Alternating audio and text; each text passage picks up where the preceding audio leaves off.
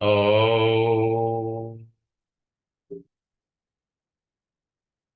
कूजन्तं राम रामेति मधुरं मधुराक्षरम् आरुह्य कविताशाखां वन्दे वाल्मीकिकोकिलम्।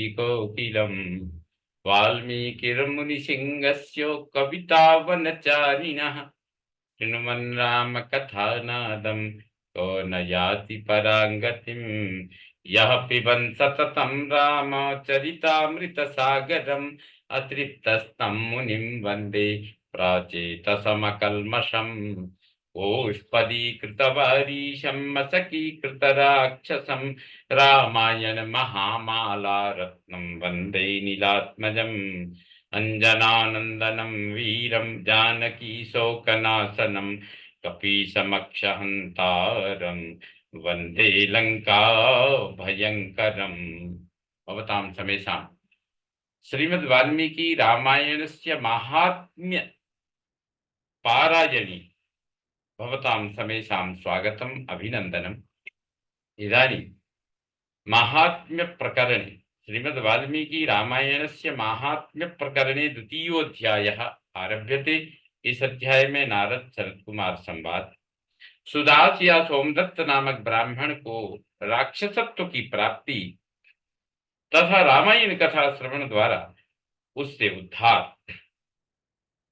ऋषय उजुः कथं सनत कुमाराय देवर्षिर्नारदो मुनिः प्रोक्तवान् सकलान् धर्मान् कथं तौ मिलिता बुभौ।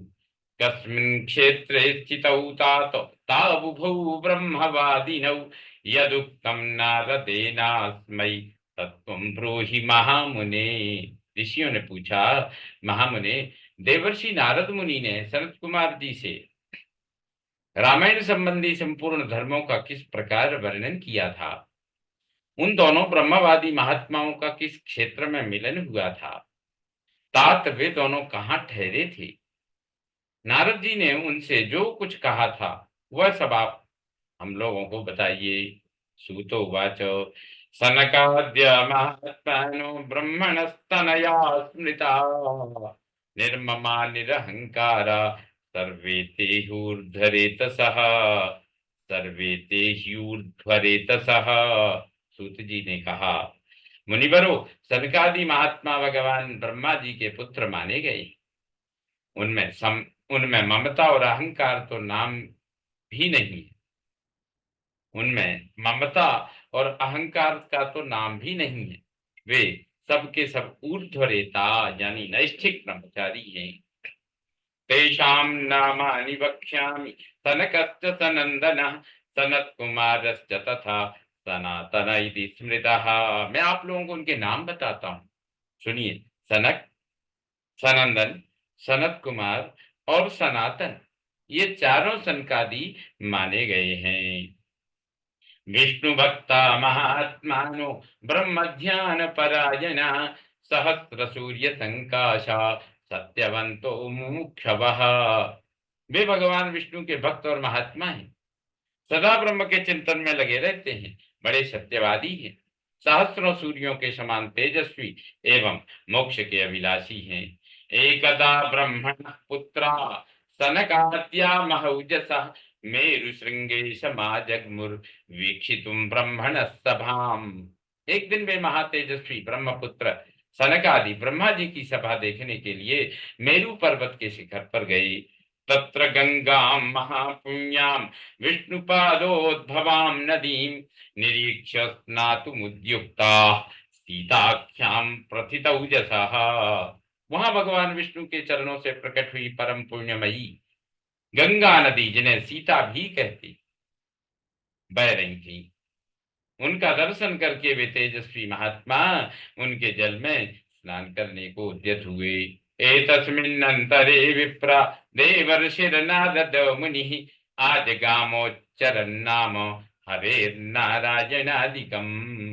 ब्राह्मणों, इतने में ही देवर्षि नारद मुनि भगवान के नारायण आदि नामों का उच्चारण करते हुए वहां पहुंचे। नारायण अच्युतानंत वासुदेव जनार्दन यज्ञे स यज्ञ पुरुषो राम विष्णु नमोस्तुते इत्युच्चरन् हरेर्नाम पावयन्नखिलं जगत् आजगामस्तु वन गंगाम मुनिर्लोकैक पावनीम। वे नारायण, अच्युत, अनंत, वासुदेव, जनार्दन, यज्ञेश, यज्ञ पुरुष राम विष्णु, आपका आपको नमस्कार है। इस प्रकार भगवान नाम का उच्चारण करते करके संपूर्ण जगत को पवित्र बनाते और एकमात्र लोक पावनी गंगा की स्तुति करते हुए वहां आए। अथायान्तं समुद्वीक्ष्य सनकाद्या महौजसा यथार्ह यथार्हमर्हणं चक्रुर् वन्दे सोऽपि तान् मुनीन्।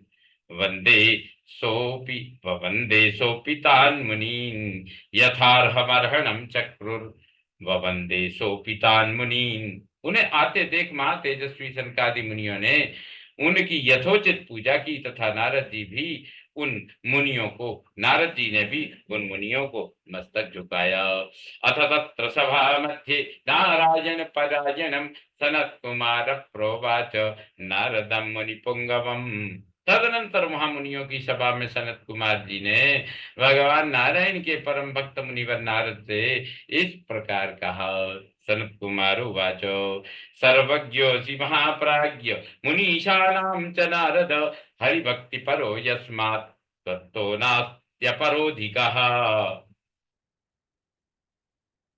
सनत कुमार बोले, महाप्रज्ञ नारद जी, आप समस्त मुनीश्वरों में सर्वज्ञ हैं, सदा श्री हरि की भक्ति में तत्पर रहते हैं, अतः आपसे बढ़कर दूसरा कोई नहीं है। एनीदम अखिलम जातम जगत स्थावर जंगमम गंगा पादोद्भवा यस्य कथम स ज्ञायते हरिः अनुग्राह्योस्मि यदि ते तत्वतो वक्तुमर्हसि। इसलिए मैं पूछता हूँ, जिनसे समस्त चराचर जगत की उत्पत्ति हुई है तथा वे गंगा जी जिनके चरणों में प्रकट हुई हैं, उन श्री हरि के स्वरूप का ज्ञान कैसे होता है। यदि आपकी हम लोगों पर कृपा हो तो हमारे इस प्रश्न का यथार्थ रूप से विवेचन कीजिए। नारद उवाच नमः पराय देवाय परात् परतराय च परात् परनिवासाय सगुणाय गुण्याय च। नारद जी ने कहा, जो पर से भी परतर हैं उन परम देव श्री राम को नमस्कार है, जिनका निवास स्थान परम धाम उत्कृष्ट से भी उत्कृष्ट है तथा जो सगुण और निर्गुण रूप हैं, उन श्री राम को मेरा नमस्कार है। ज्ञान ज्ञान स्वरूपाय धर्मा धर्म स्वरूपिणे विद्या विद्या स्वरूपाय स्वरूपाय स्वस्वरूपाय ते नमः।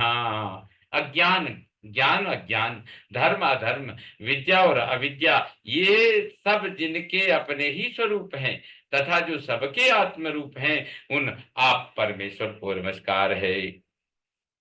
यो दैत्यहंता नरकांतकश्च भुजाग्रमात्रेण च धर्मगुप्ता भूभार संघात विनोद कामम नमामि देवम रघुवंश दीपम।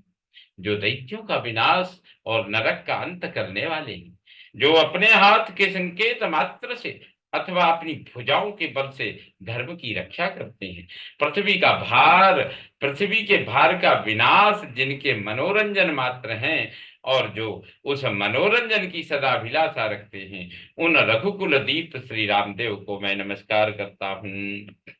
आविर्भूतश्चतुर्थाय कपिभिः परिवारितः हतवान् राक्षसानीकम रामम दासरथिम भजे। जो एक होकर भी चार स्वरूपों में अवतीर्ण होते हैं, जिन्होंने वानरों को साथ लेकर राक्षस सेना का संहार किया है, उन दशरथ नंदन श्री रामचंद्र जी का मैं भजन करता हूँ।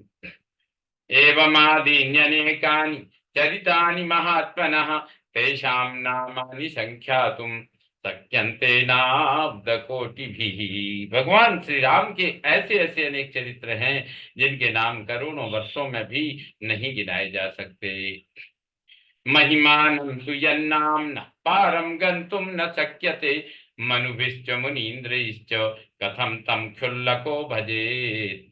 जिनके नाम की महिमा का मनु और मुनीश्वर भी पार नहीं पा सकते, वहां मेरे जैसे क्षुद्र जीव की पहुंच कैसे हो सकती है। यन्नाम न स्मरणेनापि महापातकिनोऽपि ये पावनत्वं पावनत्वं प्रपद्यन्ते कथं स्तोष्यामि क्षुल्लधीः। जिनके नाम के स्मरण मात्र से बड़े बड़े पातक भी, बड़े बड़े पातकी भी पावन बन जाते हैं, उन परमात्मा का स्तवन मेरे जैसा तुच्छ बुद्धि वाला प्राणी कैसे कर सकता है।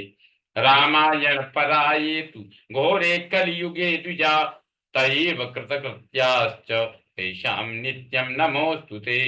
जो द्विज घोर कलयुग में रामायण का कथा का आश्रय लेते हैं, वे ही कृतकृत्य हैं, उनके लिए तुम्हें सदा नमस्कार करना चाहिए। ऊर्जे मासी सिते पक्षे चैत्रे माघे तथैव च नवान्ना किल श्रोतव्यम रामायण कथामृतम।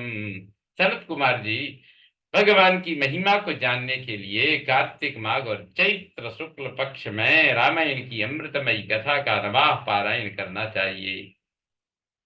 गौतम शापत प्राप्त सुदासो राक्षसीं तनुम रामायण प्रभावेन विमुक्तिं प्राप्तवान सौ। ब्राह्मण सुदास गौतम के शाप से राक्षस शरीर को प्राप्त हो गए, परंतु रामायण के प्रभाव से ही उन्हें उस शाप से छुटकारा मिला था। सनत कुमार उवाच रामायणं केन प्रोक्तं सर्वधर्म फलप्रदं प्राप्त कथं गौतमेन सौदासो मुनिसत्तम रामायण प्रभावेन कथम भूयो विमोक्षितः। संत कुमार ने पूछा, मुनिश्रेष्ठ मुनिश्रेष्ठ, संपूर्ण धर्मों का फल देने वाली रामायण कथा का किसने वर्णन किया है? सौदास को गौतम द्वारा कैसे शाप हुआ, कैसे शाप प्राप्त हुआ, फिर वे रामायण के प्रभाव से किस प्रकार शाप मुक्त हुए थे। अनुग्राह्योऽस्मि यदि ते तत्त्वतो वक्तुमर्हसि सर्वमेतदशेषेण मुनेनो वक्तुमर्हसि शृण्वतां वदतां चैव कथा पाप विनाशिनी। मुने, यदि आप हम लोगों पर अनुग्रह, आपका हम लोगों पर अनुग्रह हो तो सब कुछ ठीक ठीक बताइए, इन सारी बातों से हमें अवगत कराइए, क्योंकि भगवान की कथा वक्ता और श्रोता दोनों के पापों का नाश करने वाली है। नारद उवाच शृणु रामायणं विप्र यद वाल्मीकि मुखोद्गतम नवान्ना खलु श्रोतव्यम रामायण कथामृतम।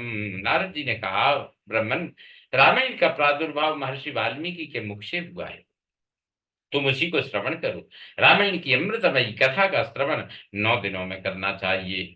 आस्ते कृत युगे विप्रो धर्म कर्म विशारदा सोमदत्त इति ख्यातो नामना धर्म परायणः।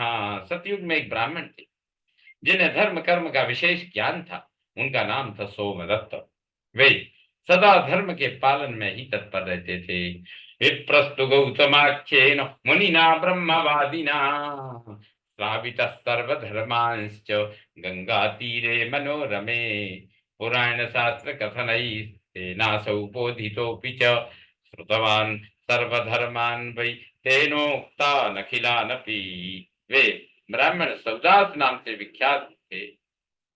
ब्राह्मण ने ब्रह्मवादी गौतम मुनि से गंगा जी के मनोरम तट पर संपूर्ण धर्मों का उपदेश सुना था। गौतम ने पुराणों और शास्त्रों की कथाओं द्वारा उन्हें तत्व का ज्ञान कराया था। सौदास ने गौतम से उनके बताए हुए संपूर्ण धर्मों का श्रवण किया था। कदाचित परमेशस्य परिचर्या परो भवत उपस्थितायापि तस्मै प्रणामं न चकार सः। उपस्थितायापि तस्मै प्रणामं न चकार सः।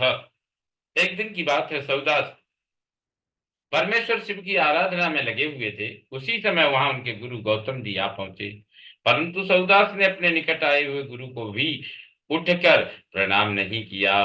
सतुशांतो महाबुद्धिर गौतम तेजसाम निधि शास्त्रोदितानि कर्माणि करोति समुदम ययौ। परम बुद्धिमान गौतम तेज की निधि थे। वे शिष्य के बर्ताव से रुष्ट न होकर शांत ही बने रहे। उन्हें यह जानकर प्रसन्नता हुई कि मेरा शिष्य सौदास शास्त्रोक्त कर्म का पालन अनुष्ठान करता है। यत्वर्चितो महादेव शिव सर्व जगत गुरु गुरुवज्ञाकृतं पापम राक्षसत्वे नियुक्तवान् उवाच प्राञ्जलिर्भूत्वा विनयेषु च कोविदः। किंतु सौदास ने जिनकी आराधना की थी वे संपूर्ण जगत के गुरु महादेव शिव गुरु की अवहेलना से होने के पाप को न सह सके। उन्होंने सौदास को राक्षस की योनि में जाने का शाप दे दिया। तब विनय कला कोविद ब्राह्मण ने हाथ जोड़कर गौतम से कहा, विप्रवाच भगवन् सर्वधर्मज्ञ भगवन् सर्वधर्मज्ञ सर्वदर्शिन् सुरेश्वर क्षमस्व भगवन् सर्वम् अपराध कृतो मया। ब्राह्मण बोले, संपूर्ण धर्मों के ज्ञाता सर्वदर्शी सुरेश्वर भगवान, मैंने जो अपराध किया है वह सब आप क्षमा कीजिए। गौतम उवाचो ऊर्जे मासेषिते पक्षे रामायण कथामृतम नवान्ना चैव श्रोतव्यम भक्ति भावेन सादरम नात्यंतिकम भवेदेतत् द्वादशाब्दम भविष्यति। गौतम ने कहा, वत्स, कार्तिक मास के शुक्ल पक्ष में तुम रामायण की अमृतमयी कथा को भक्तिभाव से आदर पूर्वक श्रवण करो। इस कथा को 9 दिनों में सुनना चाहिए। ऐसा करने से यह शाप अधिक दिनों तक नहीं रहेगा, केवल 12 वर्षों तक ही रह सकेगा। विप्रोवाचो केन रामायणं प्रोक्तं चरितानि तु कस्य वै एतत् सर्वं महाप्राज्ञ संक्षेपात् वक्तुमर्हसि मनसा प्रीतिमापन्नो वंदे चरण गुरु। ब्राह्मण ने पूछा, रामायण की कथा किसने कही है तथा उसमें किसके चरित्रों का वर्णन किया गया है? महामते, यह सब संक्षेप से बताने की कृपा करें। यूं कहकर मन ही मन प्रसन्न हो सौदास ने गुरु के चरणों में प्रणाम किया। गौतम वाचो शृणु रामायणं विप्र वाल्मीकि मुनिना कृतम् येन रामावतारेण राक्षसा रावणादयः हतास्तु देवकार्यं हि चरितं तस्य तच्छृणु कार्तिके च सिते पक्षे कथा रामायणस्य तु नवमे हनि श्रोतव्या सर्व पाप प्रणाशिनी। गौतम ने कहा, ब्रह्मन सुनो, रामायण काव्य का निर्माण वाल्मीकि मुनि ने किया है। जिन भगवान श्री राम ने अवतार ग्रहण करके रावण आदि राक्षसों का संहार किया और देवताओं का कार्य संवारा था, उन्हीं के चरित्र का रामायण काव्य में वर्णन है। तुम उसी का श्रवण करो। कार्तिक मास के शुक्ल पक्ष में 9वें दिन अर्थात प्रतिपदा से 9वीं तक रामायण की कथा सुननी चाहिए। यह समस्त पापों का नाश करने वाली है। इत्युक्त्वा चार्थ संपन्नो गौतमस्वाश्रमं ययौ विप्रोपि दुःखमापन्नो राक्षसीं तनुमाश्रितः। ऐसा कहकर पूर्ण काम गौतम ऋषि अपने आश्रम को चले गए। इधर सोमदत्त या सुदास नामक ब्राह्मण ने दुख मग्न होकर राक्षस शरीर का आश्रय लिया। क्षुत पीड़ित पिपासार्तो नित्यं क्रोध परायण कृष्ण क्षपाद्युतिर्भीमो बभ्राम विजने बने। वे सदा भूख प्यास से पीड़ित तथा क्रोध के वशीभूत रहते थे। उनके शरीर का रंग कृष्ण पक्ष की रात के समान काला था। वे भयानक राक्षस होकर निर्जन वन में भ्रमण करने लगे। मृगांश्च विविधांश तत्र मनुष्यांश्च सरीसृपान् विहगान् प्लवगांश्चैव प्रसभातान् भक्षयत्। वहां वे नाना प्रकार के पशुओं, मनुष्यों, सांप, बिच्छू आदि जंतुओं, पक्षियों और वानरों को बलपूर्वक पकड़कर खा जाते थे। अस्थिभिर बहुभिर विप्रा पीत रक्त कलेवरै रक्ताद प्रेत केतैश्च रक्तादप्रेतकैश्चैव तेनासीत् भूर्भयंकरी। ब्रह्मर्षियों, उस राक्षस के द्वारा यह पृथ्वी बहुत सी हड्डियों तथा लाल पीले शरीर वाले रक्तपाई प्रेतों से परिपूर्ण हो अत्यंत भयंकर दिखाई देने लगी। ऋतुत्रयीश पृथ्वीं शतयोजन विस्तराम कृत्वाति दुःखितां पश्चात् वनांतरमगात् पुनः। 6 महीने में ही 100 योजन विस्तृत भूभाग को अत्यंत दुखित करके वह राक्षस पुनः दूसरे किसी वन में चला गया। तत्रापि कृतवान् नित्यं नरमांसासनं तदा जगाम नर्मदा तीरे सर्वलोक भयंकर। वहां भी वह प्रतिदिन नरमांस का भोजन करता रहा। संपूर्ण लोगों के मन में भय उत्पन्न करने वाला वह राक्षस घूमता घामता नर्मदा जी के तट पर जा पहुंचा। एतस्मिन्नन्तरे प्राप्तः कश्चित् विप्रोति धार्मिकः कलिंग देश संभूतो नामना गर्ग इति स्मृतः। इसी समय कोई अत्यंत धर्मात्मा ब्राह्मण दरा निकला। उसका जन्म कलिंग देश में हुआ था। लोगों में वह गर्ग नाम से विख्यात था। वहन गंगा जलम स्कंदे स्तुवन विश्वेश्वरम प्रभुम गायन नामानि रामस्य समायातोति हर्षितः। कंधे पर गंगा जल लिए भगवान विश्वनाथ की स्तुति तथा श्री राम के नामों का गान करता हुआ वह ब्राह्मण बड़े हर्ष और उत्साह में भरकर उस पुण्य प्रदेश में आया था। तमायां तम मुनिम दृष्ट्वा सुदासो नाम राक्षसः प्राप्तो न पारणेत्युक्त्वा भुजा उद्यम्य तम ययौ तेन कीर्तित नामानि श्रुत्वा दूरे व्यवस्थित असक्तस्तं द्विजं हन्तुम इदमूचे स राक्षसः। गर्ग मुनि को आते देख राक्षस सुदास बोल उठा, हमें भोजन प्राप्त हो गया। ऐसा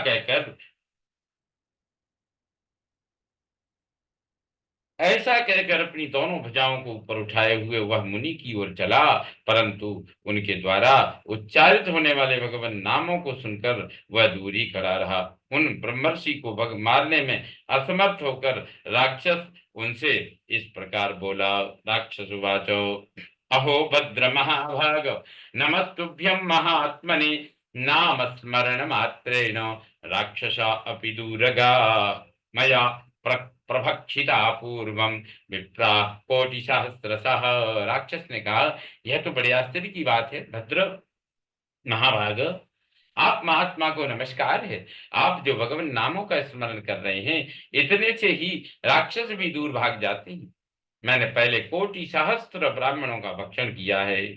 नाम प्रावारणम विप्र रक्षति त्वाम महाभयात् नाम स्मरण मात्रेण राक्षसा अपि भो वयम पराम शांतिम समापन्ना महिमा को च्युतस्य ही। ब्राह्मण, आपके पास जो नाम रूपी कवच है वही राक्षसों के महान भय से आपकी रक्षा करता है। आपके द्वारा किए गए नाम स्मरण मात्र से हम राक्षसों को भी परम शांति प्राप्त हो गई। यह भगवान अच्युत की कैसी महिमा है।